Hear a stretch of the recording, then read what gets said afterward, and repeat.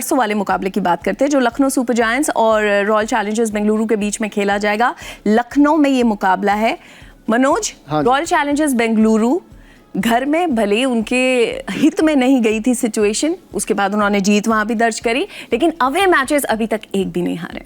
वाह, ये तो खुशखबरी है। और अवे है अवे मैच है और मेरे ख्याल से एक अलग सा आत्मविश्वास है और ये मनोवैज्ञानिक तौर पे ना ये प्लेयर्स के जहन में मतलब रहता ही है कि चलो यार हमारे अवे रिकॉर्ड्स इतने अच्छे हैं और ये भी एक मौका है और जहाँ पे एलएसजी अच्छा खेल नहीं रही है क्रिकेट, तो अच्छा मौका है ये मैच जीत के और अच्छा पोजीशन में रहें और वहाँ बरकरार रहें, क्योंकि इससे अच्छा मौका नहीं मिलेगा। क्योंकि एक टीम ऊपर की तरफ है जिसकी आत्मविश्वास ऊपर चल रही है और एक टीम नीचे की तरफ जा रही है क्योंकि कप्तान फायर नहीं कर पा रहे हैं। अब उसके साथ साथ बहुत सारी चीज़ें ठीक चल नहीं थी जिसकी वजह से उस जगह पे फंसे हुए हैं जहाँ पे इनको भी जीतना मस्ट है। वीरूपा, लेकिन आरसीबी का एक कंसर्न, पहली चीज़ तो ये कि देवदत्त पाडिक्कल वो बाहर हो गए, रूल्ड आउट, और उनकी जगह मयंक अग्रवाल उनके रिप्लेसमेंट के तौर पर उन्हें लाया गया है। और रजत पाटीदार को हाथ में थोड़ी सी चोट लगी थी, तो अभी उस पर भी डिसीजन आना है if he will be playing और नॉट। नहीं, बट ये बहुत ख़राब चीज़ है जब आपका अच्छा सीज़न जा रहा हो और आपके एक बल्लेबाज इंजर्ड हो गए जो बाहर हो गए, दूसरे कप्तान है उनको भी अभी निगल है, पता नहीं वो खेल पाएंगे नहीं पाएंगे। तो अच्छी खासी चीज़ें चलते हुए अगर ऐसी चीज़ें ख़राब होती है तो मतलब इसका मतलब किसी ना किसी की बुरी नज़र ज़रूर लग रही है। तो मुझे तो ऐसा लगता है कि अपने नींबू मिर्च लगा के रखें आरसीबी, क्योंकि ये समय है हारने का नहीं है। एक जीत करें तो वो टॉप ऑफ द टेबल रहे नंबर 1 और 2 पर, और वहाँ पर फिर आपको 2 मौके मिलेंगे। अगर आप हार जाते हो तो फिर दूसरा मौका मिलेगा आपको क्वालिफाई करने के लिए फाइनल्स में। तो बेहतर है कि अपने प्लेयरों को संभाल के रखें, कॉशियसली रहें और अच्छी क्रिकेट खेले जैसे खेलते आ रहे हैं। और ये तो अवे गेम है तो उनकी विन विन सिचुएशन है उधर, क्योंकि लखनऊ भी अच्छा नहीं खेल रही है तो उनको हराना और आसान हो जाएगा। सर, नज़र तो लगी, लेकिन थोड़ा सा नज़र बट्टू भी शायद रखा होगा उन्होंने, क्योंकि सॉल्ट और हेजलवुड फिट हैं, और जब सॉल्ट आते हैं और हेजलवुड गेंदबाजी में आते हैं तो वहाँ बल्लेबाजी में अच्छी शुरुआत हो जाती है, गेंदबाजी में हेजलवुड सबको परेशान करते हैं। और यही 2 खिलाड़ी आके इस साल बाकी खिलाड़ियों के साथ बहुत प्रभाव डाले हैं। देखिए, शुरुआत में आपको इस तरह की आक्रामक शुरुआत चाहिए ही चाहिए, और फिल सॉल्ट की पिछले साल इतनी अच्छी परफॉर्मेंस रही थी जहाँ केकेआर चैंपियन हुए थे, उसके बाद यहाँ आके उन्होंने शुरुआत तो अच्छी की है। अब देखें इंजरी के बाद वो कैसे खेलते हैं।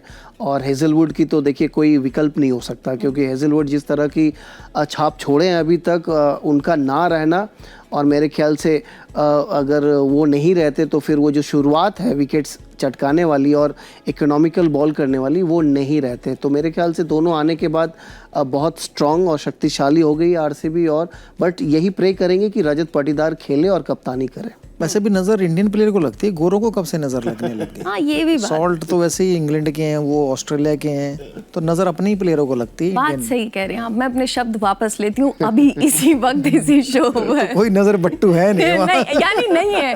आरसीबी फैंस लगा के रखो यार, तुम्हें चिंता नहीं हो रही तुम्हारी टीम की? और इस बार तो उन्होंने डुबकी भी मरवाई है ना आरसीबी की टी-शर्ट को महाकुंभ में, उसका भी असर नजर आ रहा है मुझे। वो कोई मौका नहीं छोड़ रहे हो, हर अपनी तरफ से पूरी तैयारी है फैंस की, वो पूरी तरह से तैयार है। लेकिन टीम कितनी तैयार दिख रही है, हम एक बार स्क्वाड को देख लेते हैं। लास्ट मैच में जब सॉल्ट नहीं थे तो बेथिल आए थे, और हेजलवुड नहीं थे तो उनकी जगह लुंगी एंगीडी भी आए थे, और उन्होंने भी अच्छी गेंदबाजी करी थी। बेथिल ने अच्छी शुरुआत की थी। जब वापस आएंगे तो वीरूपा क्लियर है कि फिर वो तो आप फिल सॉल्ट और हेजलवुड को ही लेके आएंगे? बिल्कुल, देखिए हेजलवुड आएंगे, एंगीडी बाहर जाएंगे, बेथिल बाहर जाएंगे, तो उनकी जगह फिल सॉल्ट आएंगे। क्लियर, बिल्कुल। और पाटीदार बाहर गए हैं तो उनकी जगह मयंक अग्रवाल आएंगे। तो वो कुछ ऊपर नीचे नहीं करने वाले? नहीं। मयंक आ जाएंगे?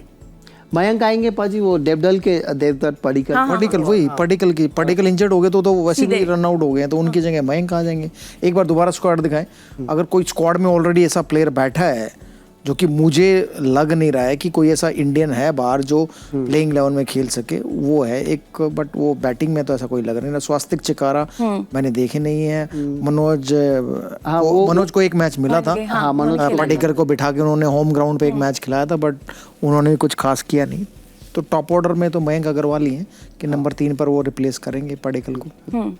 ओके, लखनऊ सुपर जायंट्स, सवाल अभी भी वही है जिसके बारे में आपने भी बातचीत करी कि हैट्रिक ऑफ लॉसेस से आ रहे हैं और सबसे बड़ी चीज़ कि जब आपके कप्तान फायर नहीं कर रहे हैं बल्लेबाजी में, और हम सब समझते हैं कि उनके ऊपर कितना प्रेशर है, तो वो कहीं ना कहीं कप्तानी में भी वो भार उनको देखकर भी महसूस हो रहा है कि okay he is disappointed right now. आप मेरे ख्याल से देखें, अब पिछले मैच में ना दबाव थोड़ा ज़्यादा हो गया था, क्योंकि टॉप 3 जो है, जो अभी तक रन बना रहे थे उनके, मिचेल मार्श हो गए, आपके ईडन मार्करम हो गए, निकोलस पुरान हो गए, वो रन बनाते थे तो थोड़ा सा दबाव कम था। पिछले मैच में ये तीनों नहीं बनाए, उसके बाद ऋषभ पंत को जाके पारी संभालनी पड़ी, वहाँ रन अ बॉल वो खेले, उसके बाद आउट हो गए। तो कहीं ना कहीं as a fan, as someone जो पसंद करता है ऋषभ को, उसके खेल को, और उसको ऐसा लग रहा है कि वो एंजॉय नहीं कर रहे हैं, कोई मतलब अपना गेम ना एंजॉय नहीं कर रहे। वो ऐसे ही चुलबुले लड़के हैं, वो हमेशा एंजॉय करते हैं, कुछ ना कुछ बोलते रहते हैं, तो वो चेहरे पे झलकता है। लेकिन कहीं ना कहीं ऐसा वो थॉट प्रोसेस में चले गए जहाँ पे वो एंजॉय करना भूल गए। और बल्लेबाजी में अगर आप देखें, रिवर्स स्वीप मार के 3-4 बार आउट हो गए, तो एक ही तरह का आउट होना, इसका मतलब यही है कि अपने जो चूक हो रही है, गलतियाँ हो रही है, उससे सीख नहीं रहे। वो इतने अच्छे प्लेयर, अगर थोड़े से समय भी लेंगे ना तो बाद में जाके मेकअप कर लेंगे। एक बार स्क्वाड देख लेते हैं लखनऊ सुपर जायंट्स का।